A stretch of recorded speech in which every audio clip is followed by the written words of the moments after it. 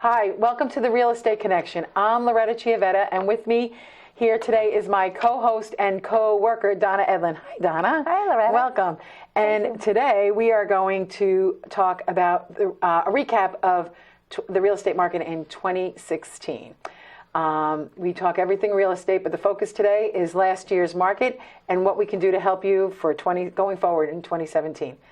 Yay, Donna. Yes. What a year it was. 2016. I know. Yeah. No, every year in real estate is different, and our buyers are different, our sellers, and the environment. But you know what?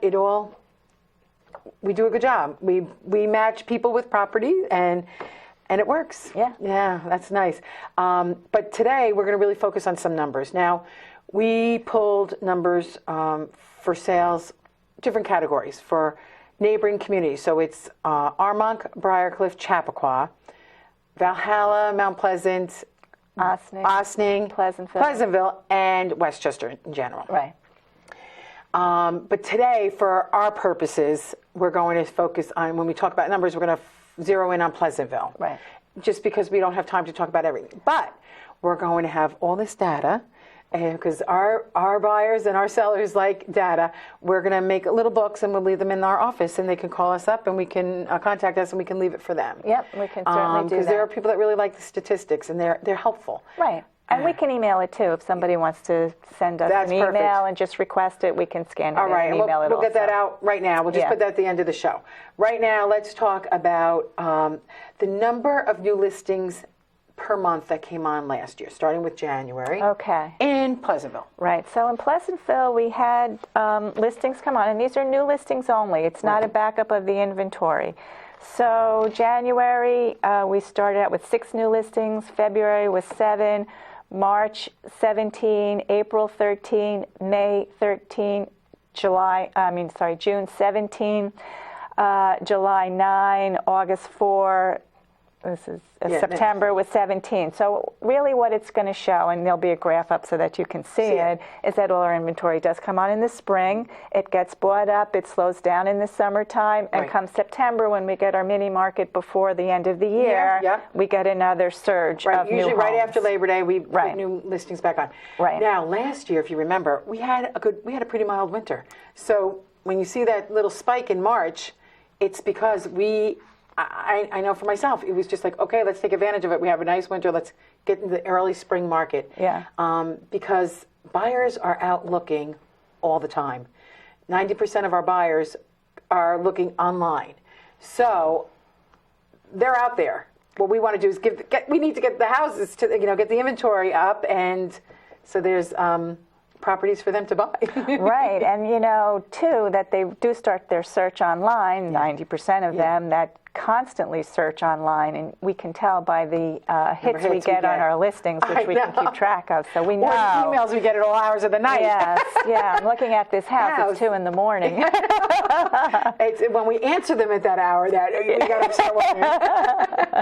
But yeah, so that's, and when you think about Pleasantville, we're 8,000, population, give or take. So we're kind of a small walking village community. So that number of inventory is pretty average. Right? It's probably a little less than it has been. I mean, this year, currently on the market now, we've got very few listings. Yeah, last year, you're right. We were worried last year. We were. Things sold, and they sold. Well, the funny thing is that the amount of sales we had were more than ever. The inventory was lower. As things came on, they did get bought. Right. So, so our inventory being low because we had over 80 sales, and that's a little unusual for Pleasantville. Usually we have like 60, 70. I was thinking of the sales, not the inventory. Sorry, my mistake. I know all these data, all these numbers. All right. So that's one thing. And then so we also have a thing called the absorption rate, I love this. too, and I think people need to know about this. So the absorption rate is what is on the market currently, and how long, if we didn't get any new listings to come on the market, how long would it take for the public to buy up the inventory? Pleasantville has 3.5 months of inventory. That's very low. Okay, so let's just say that again. If nothing new comes on the market, it would take only 3.5 months for everything to get be bought, sold. and that would be it. Now, lucky That's for a good us that time things frame. do come on. Yes, we do have a rolling inventory. With Yes, us. but it's property sell Yeah. and all the surrounding areas. Yes. Yeah, and some of these numbers are pretty consistent. We can talk about that in a minute, like for other communities as well. What I really found fascinating with all our fact checking here was we went back in sales from 2007 to 2016. Past 10 years. Right, Yep. past 10 years. Yeah. And we know as realtors, 7 and 8 were really it was unbelievable for us. Mm-hmm. The market was at an all-time high, bidding wars, and the median price, I should say, in Pleasantville was $630,000 In 2007. in 2007. Yeah. In 2016, it's $660,000. Yeah. So we are one of the few communities Yeah. that have not only gone back to the height of the market, but we're above it. Right. And that says a lot about the job we're doing as realtors and pricing, Right. and what our sellers are doing or preparing their house. Right, and just in comparison, the county itself has not caught up yet. They Right. have not surpassed their 2007 numbers yet either. No, They're still they below haven't. that. Yeah. And I'll just say, just for a neighboring community, Armonk has Yeah. in 2007, their median price was $1,050,000, and last year $1,050,000. Now there are other communities that have not. Right. So they're playing catch up, but we're kind of riding the wave here in Pleasantville per se. Yes, well, Pleasantville, we don't have as much high end here, and we don't have as much low end here. We have a solid market in the middle here. Yes. And we probably have a better indication because our market is tighter than in most other dollars and cents. communities. Yeah, right. That's a good point.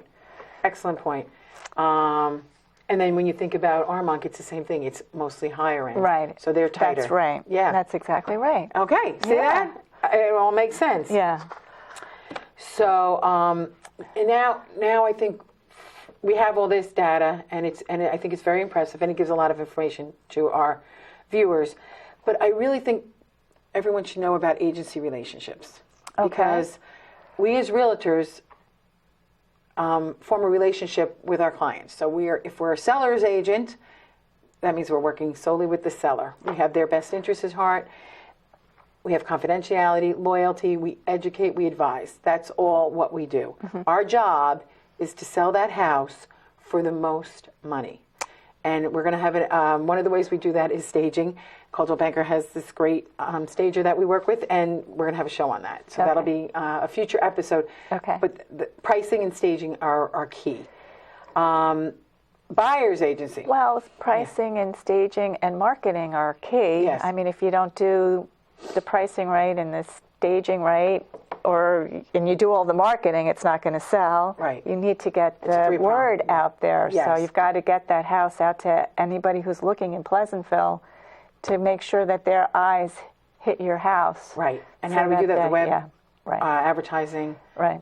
But the web is unbelievable. And Yeah. now we're even marketing specific neighborhoods in different boroughs. We really have it down to a science here in Pleasantville. Yeah. Here in our office, I should say.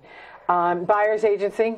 Yeah. So You can talk about that a little bit. Yeah. So buyer's agency is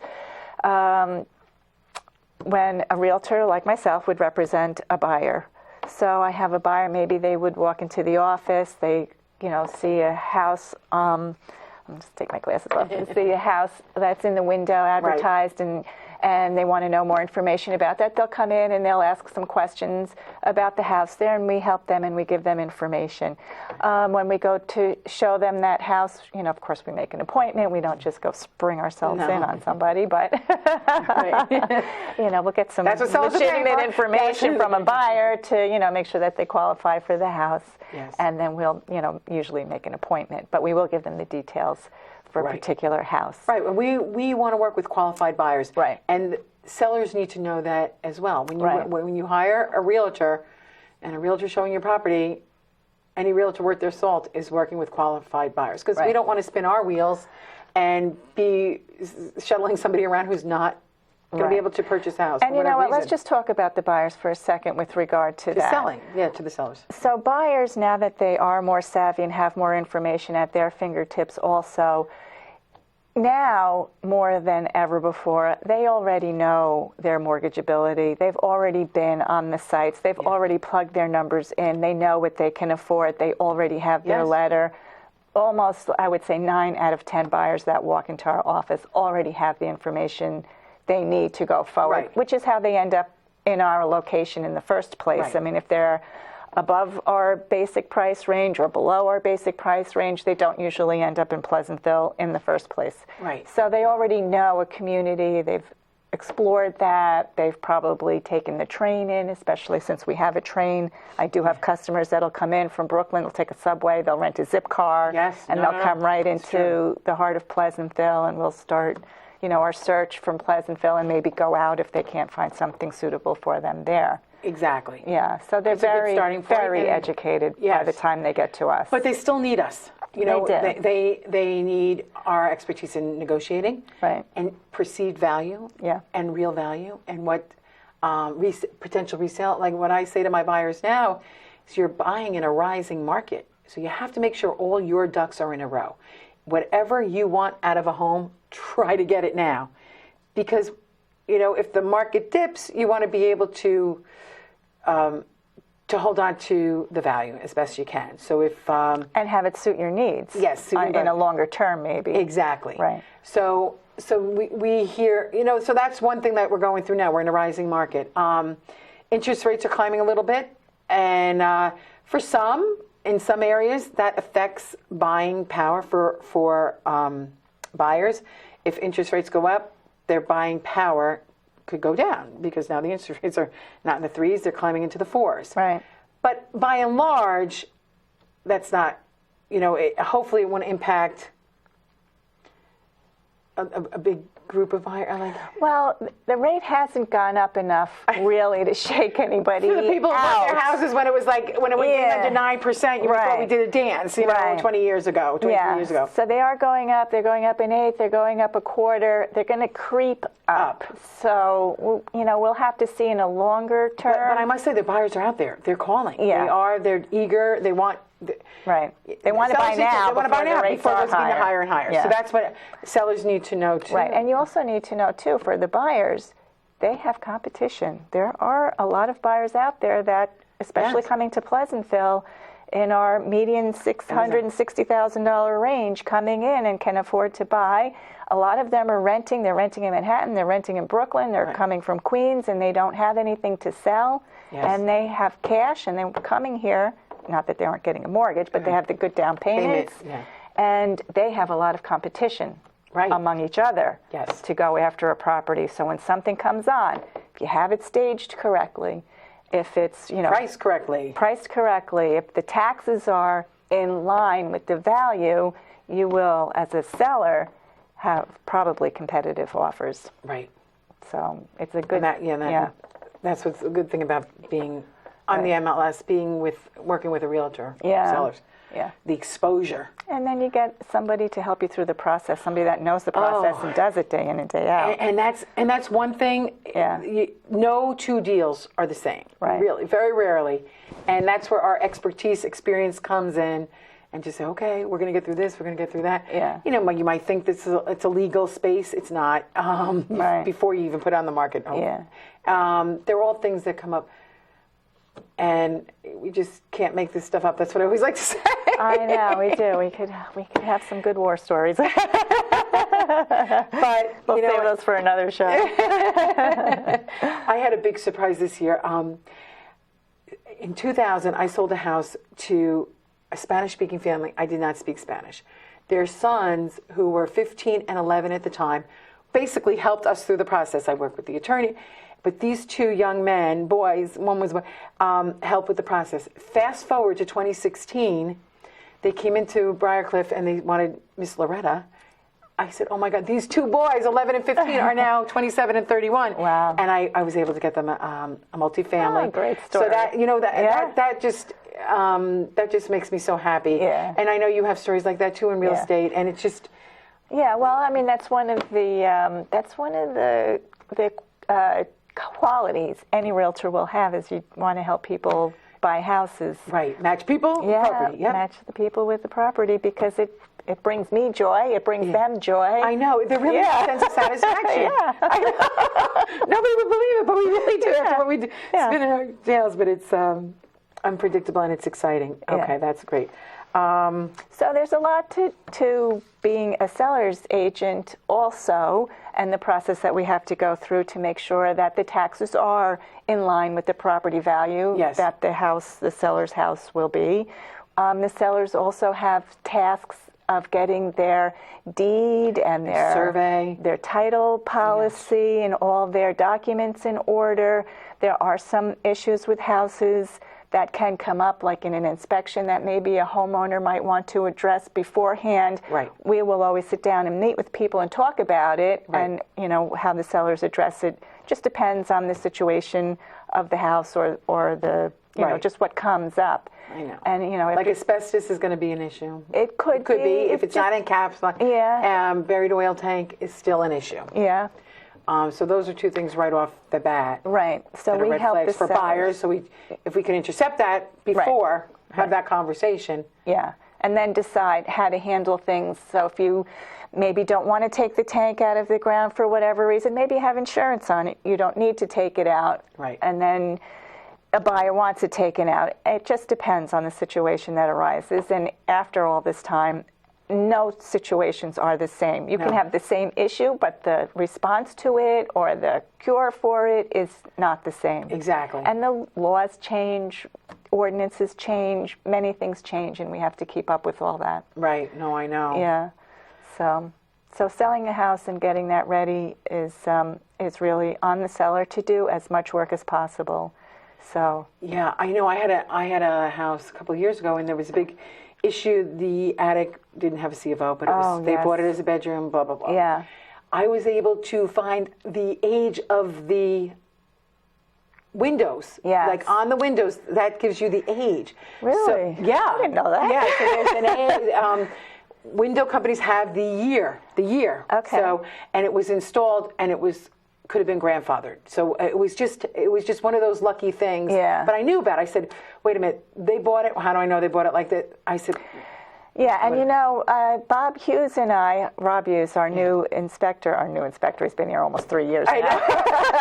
It's hard to we did a show on that in the attics, because especially in Pleasantville, with all the houses that we have, that third floor walk-up, many houses have that here, and that's an issue that needs to be addressed. So you can go on to PCTV 76 and go backtrack that episode with Rob Hughes, and you'll get some answers to that. Yeah, that's true. Yeah. He's very knowledgeable, and they just really care about safety. Yes, that's I know. I remember when we did our attic, we just Yeah. did the sprinkler system top to bottom. Yeah. That would make me feel better. I know. So my son's going to be there. I want to save. Yeah, so good. But yeah, no. It's if we can intercept a problem before it becomes a big issue. Yeah. That's what we're here to do. Right, for our and sellers. something that'll delay the whole closing. And this is relatively a new snag too. That 5 years ago, it wouldn't have been an issue. And in the last couple of years, it's been an issue. So, yeah, things change. Right. I know. And we have to keep up with that. That's our JOB. Yeah. All right, so Donna, let's tell everybody, what do we do when we're not out with our clients? When we're not, I'm home eating bonbons.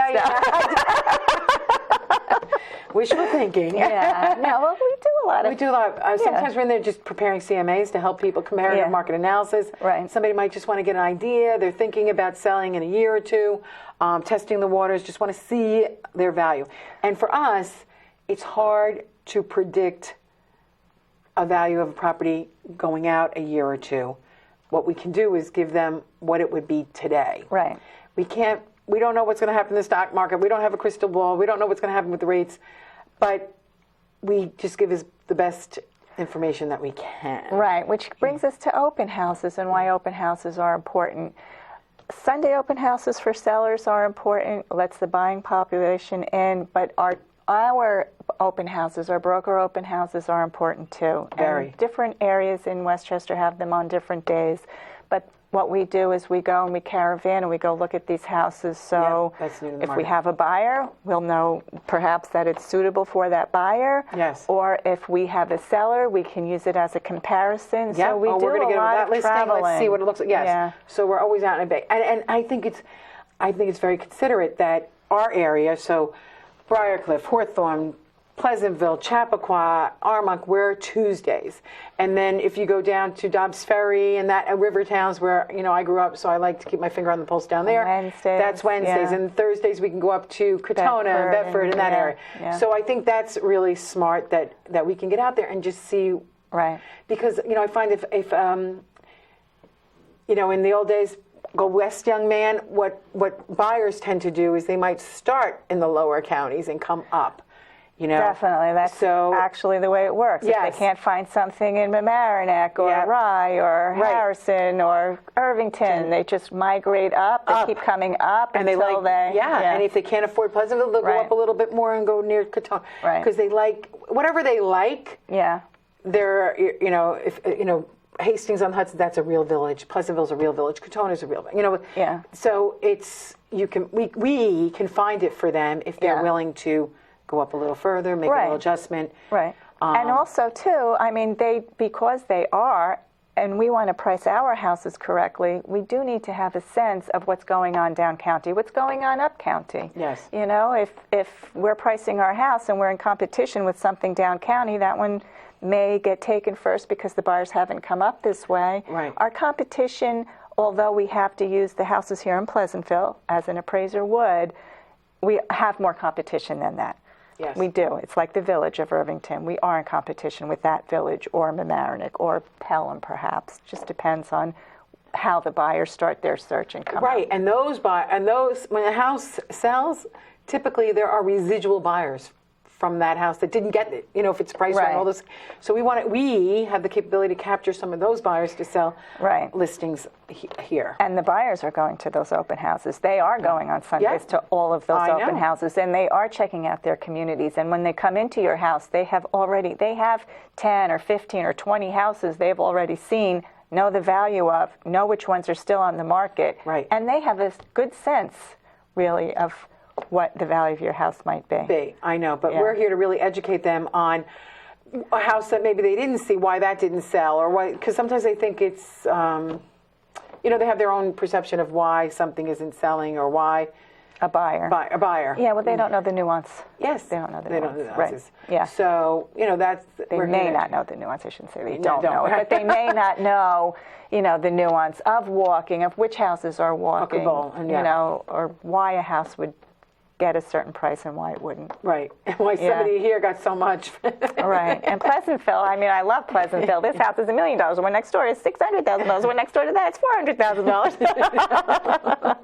That's a good thing. But if it's priced right, you'll get a bidding war. Yeah. That's another little fun fact. Yeah. All right. Do we want to add about anything here about these stats? Well, we'll just have all this in our office. If anybody wants the statistics particular to their house or their location, Or the community, yep. they can come in and look at ours. We can do a market analysis for them so they'll have a good idea. You might need one because you're thinking of selling. You might need one for estate purposes or insurance reasons. Right. Maybe you've put an addition on. You need to reinsure. You want to get an evaluation. Right. Or maybe you want to challenge your taxes and you need some... Right, and that's coming up. We should bring Yeah. that up. The village, February, I forgot the date. yeah, but it's definitely, and June is for Mount Pleasant, for our school tax. So, Yeah, so those are things that you might need a market analysis for yep. a challenge. All right. So this was good. I Okay. hope our viewers liked.